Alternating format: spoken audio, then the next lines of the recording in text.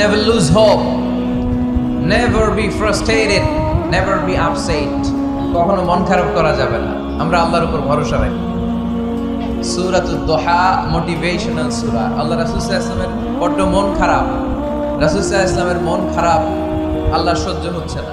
তাই রাসূল সাল্লাল্লাহু আলাইহি ওয়াসাল্লামের মন ভালো করে দেওয়ার জন্য আল্লাহ একটা সূরা নাযিল করলেন। সূরাটার নাম সূরাতুদ দুহা। এই সূরার কেন্দ্রীয় আলোচ্য বিষয় হচ্ছে মুমিন কখনো হতাশ হয় না, মুমিন কখনো নিরাশ হয় না, মুমিন কখনো হাল ছেড়ে দেয় না। মুমিন সব সময় ভরসা রাখে একজনের উপর, তিনি কে? আমরা কখনো হতাশ হই না, ঠিক কিনা? আমরা কখনো নিরাশ হই না, ঠিক কিনা? আমরা কখনো হাল ছেড়ে দেই না, আমরা ভরসা রাখি একজনের উপর, তিনি কে? Every time you feel like you cannot go on, you feel so lost that you are so alone. Don't despair and never lose hope, 'cause Allah is always by your side. Inshallah, পড়েন, Inshallah, Inshallah, you'll find your way. Inshallah, Inshallah, Inshallah, you'll find your way. সুবহানাল্লাহ পড়েন। আমাদেরকে রাস্তা দেখায় কে? এজন্য আমরা হাল ছেড়ে দেই না, আমরা নিরাশ হই না, আমরা হতাশ হই না, আমরা ভরসা রাখি একজনের উপর, তিনি কে? হ্যাঁ, এটা ঠিক, মাঝে মাঝে আমাদের জীবনে বিপদ আসে, পরীক্ষা আসে, মুসিবত আসে, এগুলো আসে আমাদেরকে শক্ত করার জন্য, ঠিক কিনা? আমাদের কোমরকে সোজা করার জন্য, আমাদের পায়ের নিচের মাটিকে শক্ত করার জন্য। প্রতিকূল পরিবেশে কি করে বীর দর্পে দাঁড়িয়ে থাকতে হয়, নিজের অস্তিত্বের প্রমাণ দিতে হয়, সেটা শিক্ষা দেওয়ার জন্য।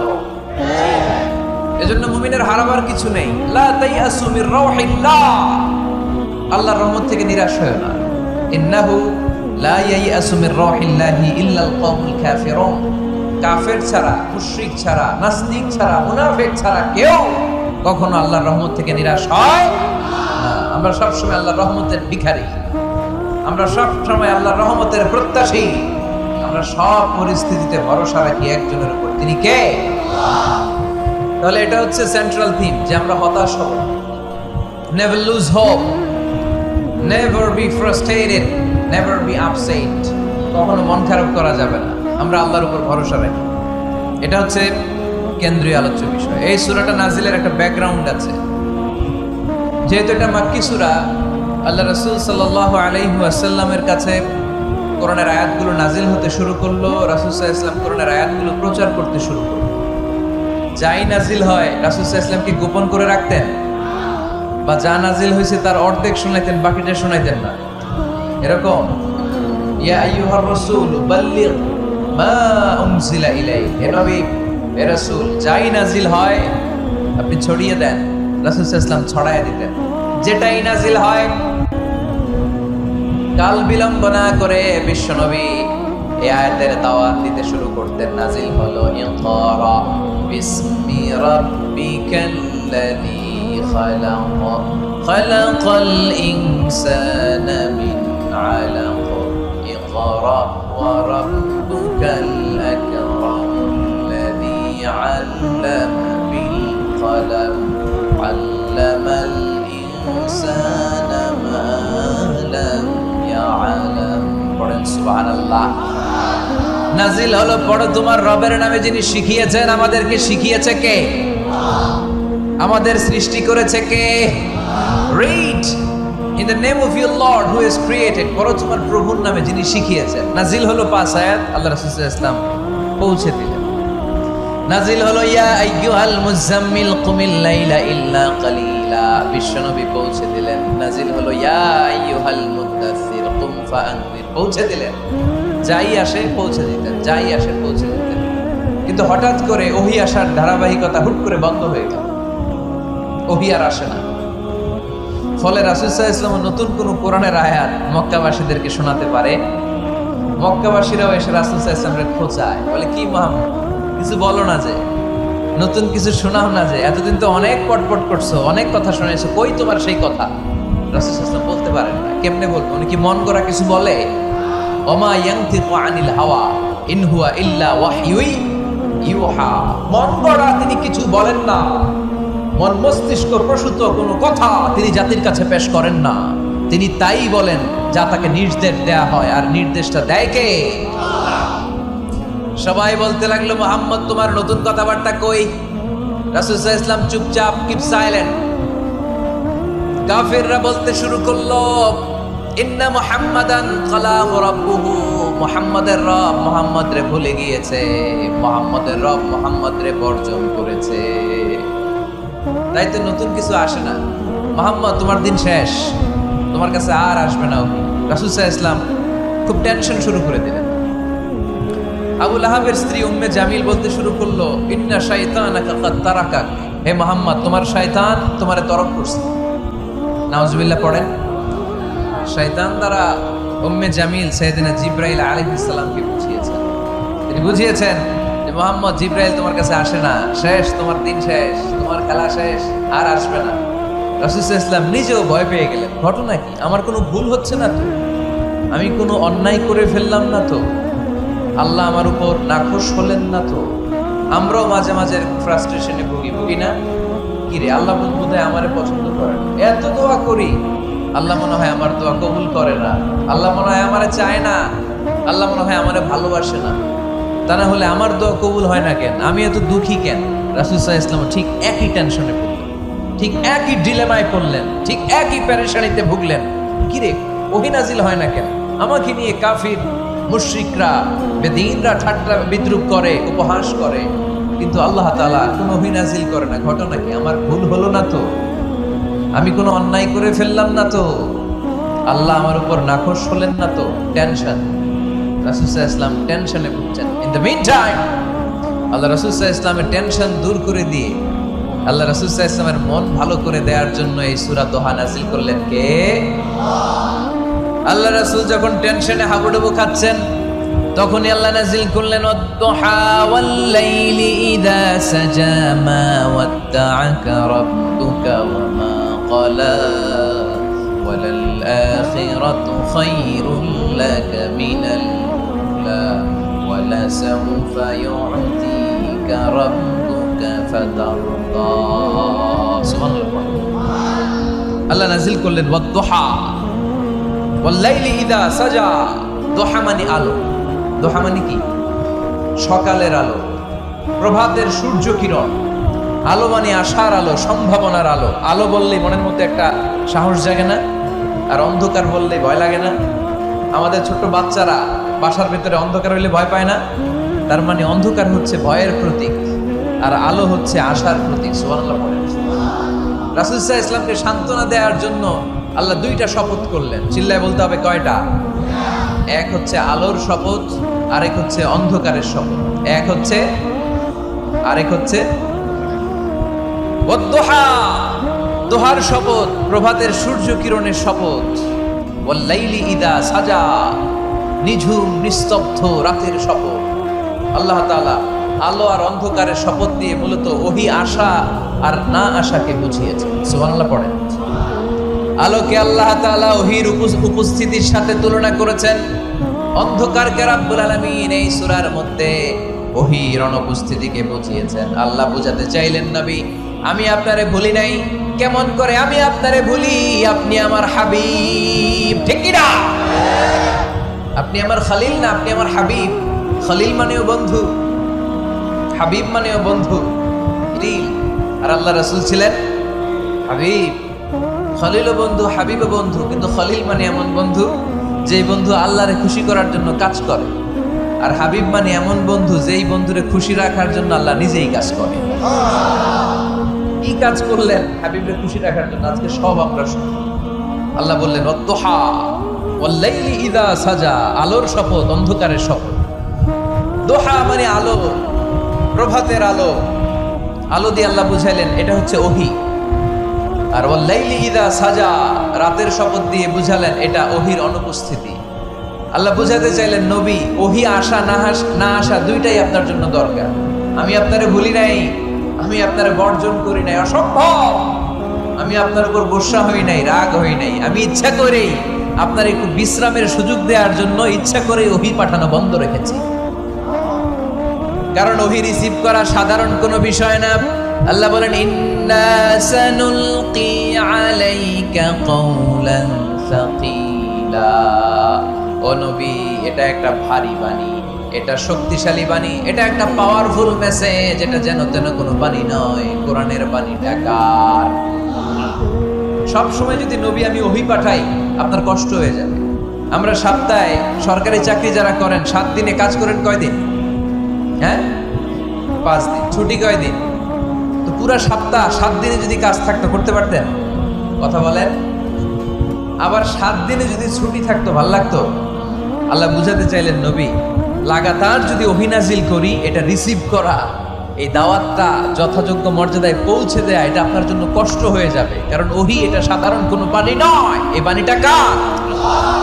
আল্লাহ রাসূল যখন ঘোড়ার উপরে কিংবা ওটের উপরে থাকা অবস্থায় কোরআনের আয়াত নাজিল হতো ওনার উপর, কোরআনের ভারে, কোরআনের পাওয়ারে ওটের পা গুলো, ঘোড়ার পা গুলো মরুভূমির বালির মধ্যে দেবে যেত। এত পাওয়ারফুল বাণী। লাউ আনজালনা হাদাল কুরআনা আলা জাবাল লারাআইতাহু খাশিআম মুতাসাদ্দিআম মিন খাশিয়াতিল্লাহ।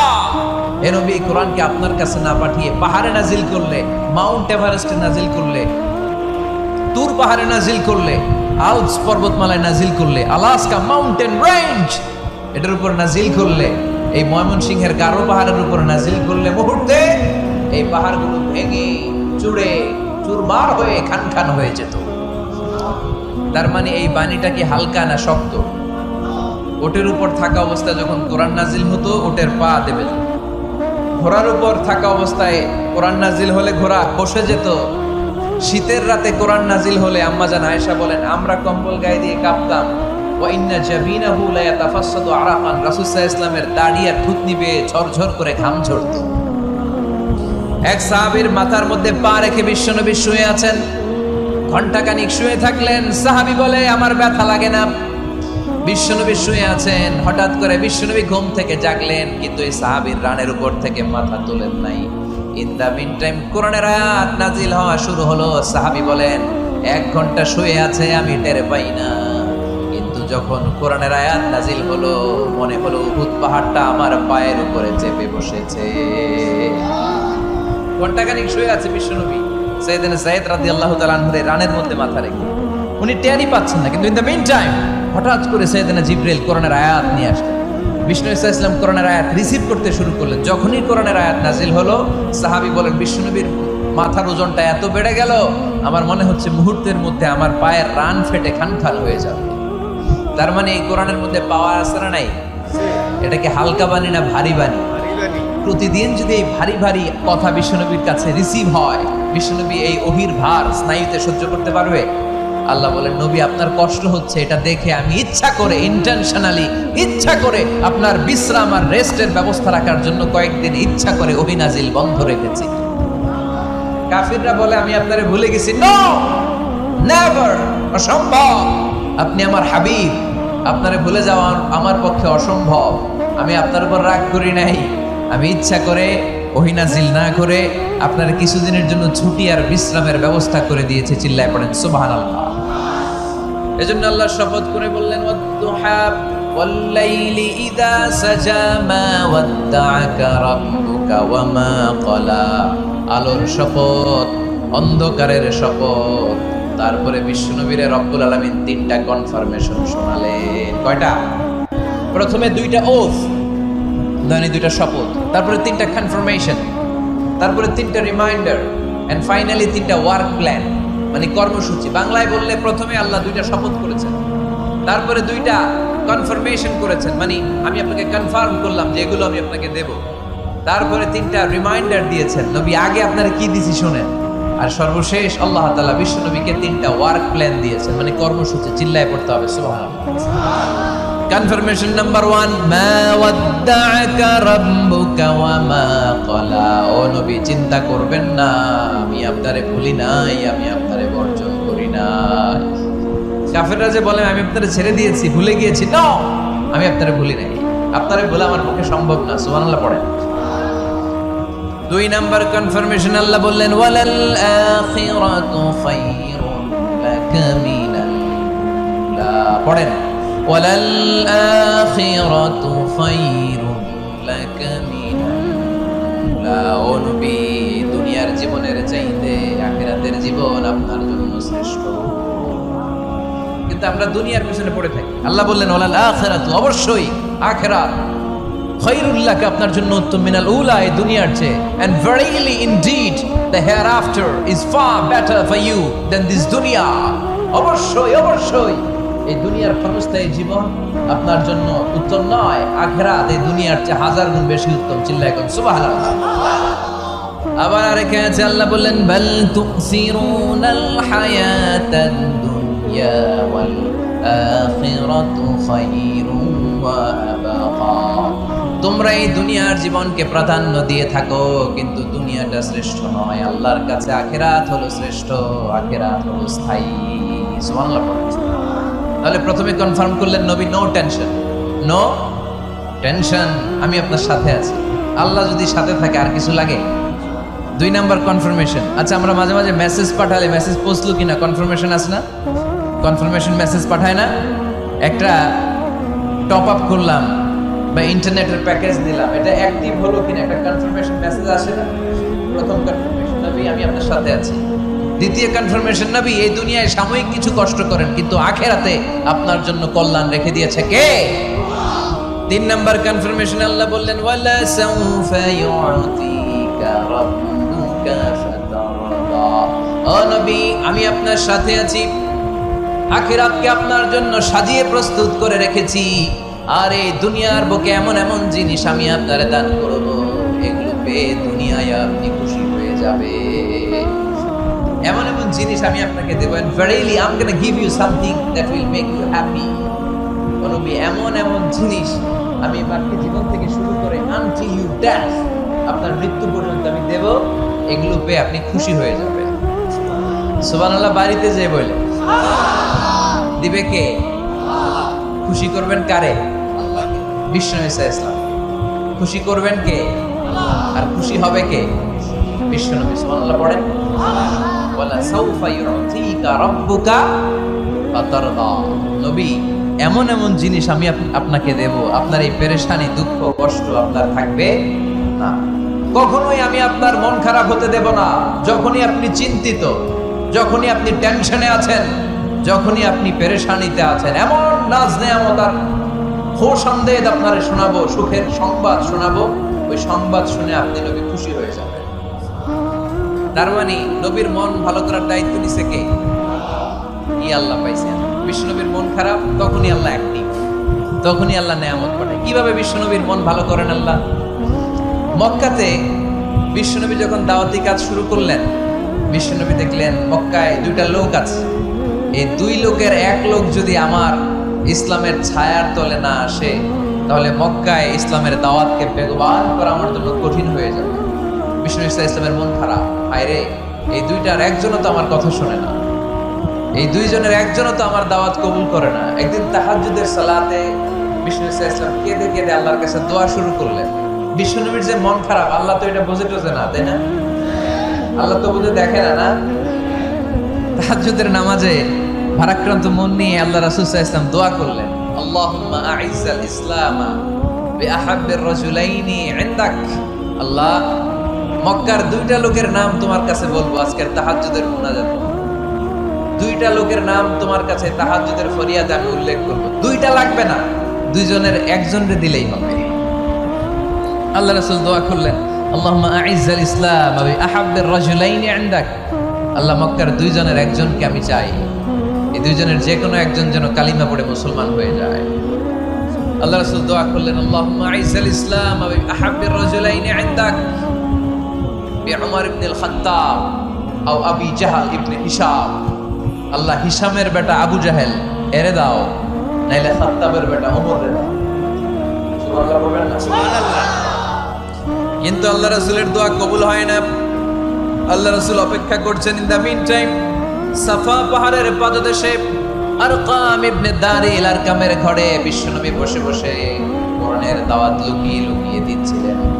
সাইয়েদনা ওমর ফারুক তখনও কালিমা পড়েন নাই। তিনি বিশাল একটা নাঙ্গা তলোয়ার নিয়ে বিশ্বনবীকে আক্রমণ করার জন্য যখন দারুল আরকামের ঘরের দিকে ছুটে আসছে, সাহাবারা বলতে শুরু করলো, নবী আপনি ওই দরজা দিয়ে তাড়াতাড়ি মুহূর্তেই পালিয়ে যান। ওমরে ফারুক তলোয়ার নিয়ে আপনার সামনে চলে এলে রক্ষা নাই। আল্লাহ রাসূল বললেন, তোমরা সরব, দরজাটা খুলে দাও, ওমরকে আমার সামনে তাড়াতাড়ি চলে আসতে দাও। আমার মনে হচ্ছে ওই যে তাহাজ্জুদের জায়নামাজে বসে চোখের পানি ছেড়ে আল্লাহর কাছে যে ওই দিন রাতে দোয়া করেছি, আজকে আমার দোয়াটা কবুল হতে চলেছে। আমার তো মনে হচ্ছে আমার দোয়াটা কবুল হতে চলেছে, সরে যাও। হামজা ইবনে আব্দুল মুত্তালিব চাচারে সরাই দিলেন। সাইয়েদনা ওমর ফারুক তলোয়ার নিয়ে এসে বিষ্ণুনবীর নূরানি চেহারার দিকে তাকিয়ে মুহূর্তেই কুপকাত হয়ে গেল। তলোয়ারটা বিশ্বনবীর সামনে রেখে দিয়ে বললেন, আশহাদু আল্লা ইলাহা ইল্লাল্লাহ ওয়া আশহাদু আন্না মুহাম্মাদান আবদুহু ওয়া রাসূলুহু। আমি সাক্ষ্য দিলাম আল্লাহ ছাড়া কোনো ইলাহ নাই, আপনি মুহাম্মদ আল্লাহর রাসূল। বিশ্বনবীর মন খুশি হয়ে গেল। বলা সাউফা ইউতিকা রাব্বুকা ফাতারদা। নবী হে, অচিরে এমন এমন জিনিস আমি আপনারে দেব, আপনি পাবেন আর খুশি হবেন, পাবেন আর খুশি হবেন। আপনার মন খারাপ, আমি আল্লাহ নিজ দায়িত্বে মন ভালো করে দেব। পড়েন সুবহানাল্লাহ। সাইয়েদনা ওমর ফারুক মুসলমান হয়ে গেল। এবার আবু জাহেল, উতবা, শাইবা, ওয়ালিদ ইবনে মুগিরা এদের টনক নড়ে উঠল। কারণ ওমর ফারুকের মতো শক্তিশালী লোক মক্কায় দ্বিতীয়টা ছিল। উনি বললেন, ইয়া রাসূলুল্লাহ, আপনি কি সত্য নবী না? আল্লাহ রাসূল বললেন, হ্যাঁ সত্য। এই কোরআন কি সত্য না? সত্য। ইসলাম কি সত্য ধর্ম নয়? এটাও সত্য। ওমর ফারুক বললেন, ফাফিমাল ইখতিফা, তাহলে লুকায় লুকায় কেন? তাহলে সাফা পাহাড়ের পাদদেশে আরকাম ইবনে আবিল আরকামের ঘরের ভেতরে অন্ধকার কূপে দাঁড়িয়ে কোরআনের তেলাওয়াত কেন? ময়দানে নেমে পড়েন, আমি উমর আছি, দেখি কে কি করবে। রাসূল সাল্লাল্লাহু আলাইহি ওয়াসাল্লাম বললেন, না, এটা মাক্কি জীবন, ধীরে সুস্থে দাওয়াতি কাজ করো। ওমর ফারুকও ছাড়বে না। বললেন, ইয়া রাসূলুল্লাহ, একটা মিছিলের অনুমতি দেন। আল্লাহ রাসূল বললেন, যাও মিছিল দাও। ওমর ফারুক দুইটা লাইন করলেন, মোট খুঁজে পেলেন 11 জন। সুবহানাল্লাহ পড়েন। এক লাইনের নেতা বানালেন আল্লাহ রাসূল সাল্লাল্লাহু আলাইহি ওয়াসাল্লামের খোদ চাচা হামজা ইবনে আব্দুল মুত্তালিবকে। আর আরেক লাইনে উনি দাঁড়ালেন 6 জন 6 জন 12 জন, উনি সহ 12 জন, 12 জনের মিছিল। সুবহানাল্লাহ পড়বেন না? তো মিছিলের সামনে দাঁড়িয়ে উনি একটা ছোট্ট এক বাক্যের ভাষণ দিলেন। উনি বললেন, মান আরাদা আন তাসকুলা উম্মু ইয়াতামা ওয়ালাদু তারমিলা যাওজাতুহু ফালিয়াসুদ্দানি। এই মক্কার নেতা খেতারা, কে আছো? কে চাও মায়ের বুককে খালি করতে? কে চাও সন্তানগুলোর ইয়াতীম বানাতে? কে চাও তোমার স্ত্রীকে বিধবা বানাতে? সামনে আসো, পারলে আমি ওমরে ঠেকাও। ওমরে ফারুক দাঁড়ালেন, দাঁড়িয়ে তাকবীর শুরু করলেন, আল্লাহু আকবার, আল্লাহু আকবার, আল্লাহু আকবার। এক একটা স্লোগানে মক্কার মরুজমিন সেদিন থারথার করে কেঁপেছে। ইতিহাস সাক্ষী, আবু জাহেল, উতবা, শাইবা এই আল্লাহু আকবার স্লোগান আর শুনে নাই। হঠাৎ ভাবলো, ঘটনা কি? কার এত সাহস আমার নির্বাচনী এলাকায় আল্লাহু আকবার নামে স্লোগান দেয়? নেমে আসলো, ঘর থেকে বাইরে আইসা দেখে মিছিলের সামনে কে? ওমরে দেখে দিছে একদম। শুধু কাফেররাই সাইয়েদনা ওমর ফারুককে দেখে দৌড়াতো না, মুনাফিকরাও ওমর ফারুককে দেখে দৌড় মারত। ইভেন ইবলিস শয়তান ওমর ফারুককে দেখলে দৌড় মারত। সুবহানাল্লাহ পড়তে পারলেন না?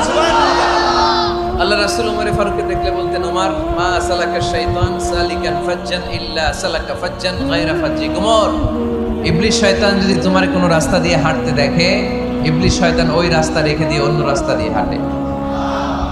ওমর ফারুক আল্লাহর গিলাফ যে স্পর্শ করলেন আর মিছিল থামালেন, ওরকম ওমর আমাদের দরকার আছে না নাই?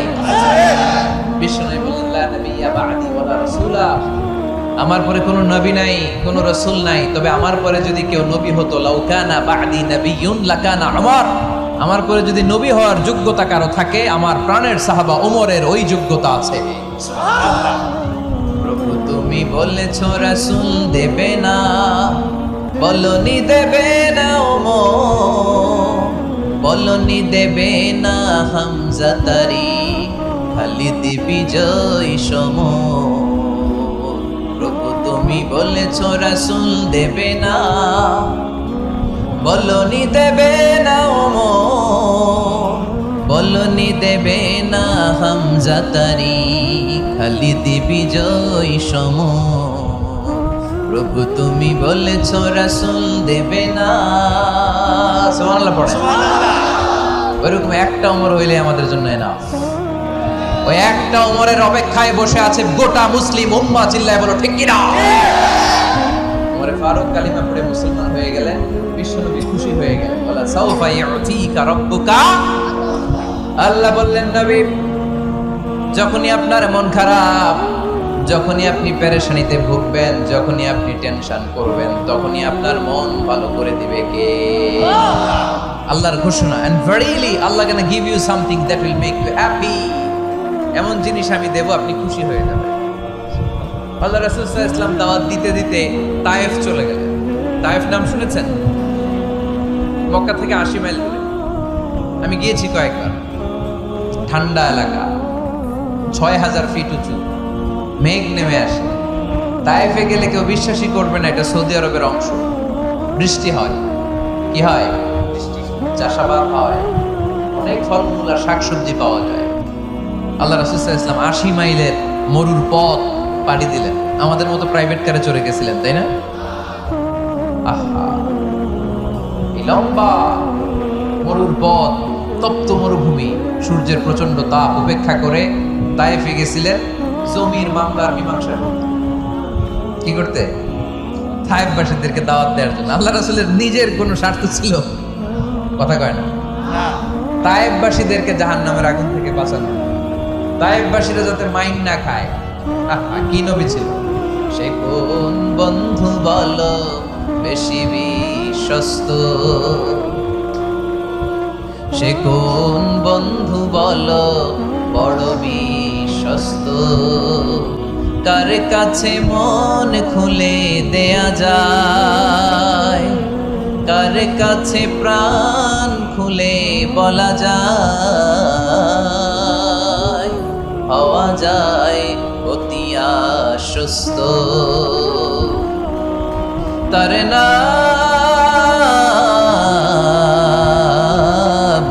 আহমদ বড় বিশ্বস্ত।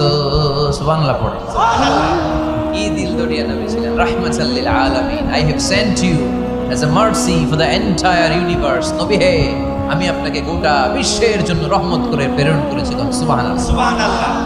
রহমতের নবী, দয়ার নবী দাওয়াত দেওয়ার জন্য 80 মাইলের লম্বা মরুর পথ পাড়ি দিয়ে তায়েফের ময়দানে যখন ছুটে যায়, তায়েফের ছেলেরা বিশ্বনবীর দাওয়াত তো কবুল করেই নাই, বরং বিশ্বনবীর অপমান করেছে, বিশ্বনবীকে লাঞ্ছিত করেছে, বিশ্বনবীর সাথে মারপিট করেছে, বিশ্বনবীর গায়ে পাথর মেরেছে। এই সুশ্রী দেহটা বেয়ে বেয়ে ঝরে ঝরে বিশ্বনবীর গা থেকে টপ টপ করে তায়েফের জমিনে তাজা লাল খুন ঝরেছে। গিয়েছে তায়েফবাসীদের বাঁচানোর জন্য, নিজের কোনো স্বার্থ নাই। তায়েফবাসীরা যেন জাহান্নামের আগুনে না চলে, কিন্তু তায়েফবাসীরা বিশ্বনবীর আঘাত করেছে। তিনটা জায়গায় আমি দেখে এসেছি, জায়গায় তিনটা জায়গায় বিশ্বনবীকে আহত করা হয়েছে। খেয়ে না খেয়ে দিন প্রচারের কাজে নিজেকে দিয়েছ বিলিয়ে, তায়েফের কাফিরেরা চিনল না সে আলো, দুষ্ট ছেলেদের পিছু দিল লেলিয়ে, পাথরের আঘাতে ক্ষত বিক্ষত হয়ে সারা শরীর থেকে রক্ত ঝরে। হে রাসূল তোমাকে ভুলি আমি কেমন করে, হে রাসূল তোমাকে ভুলি আমি কেমন করে, হাজার ব্যথা বেদনার পরে ফিরে আসনি তুমি আপন ঘরে, দিনের আলো তুমি ছড়িয়ে দিতে, চলে গেলে মদিনায় মক্কা ছেড়ে। হে রাসূল তোমাকে ভুলি আমি কেমন করে, হে রাসূল তোমাকে ভুলি আমি কেমন করে। পড়েন আল্লাহু আকবার। খেয়ে না খেয়ে বিশাল পথ পাড়ি দিয়ে দাওয়াত দিলেন, বিনিময়ে পেলেন পাথরে রাখা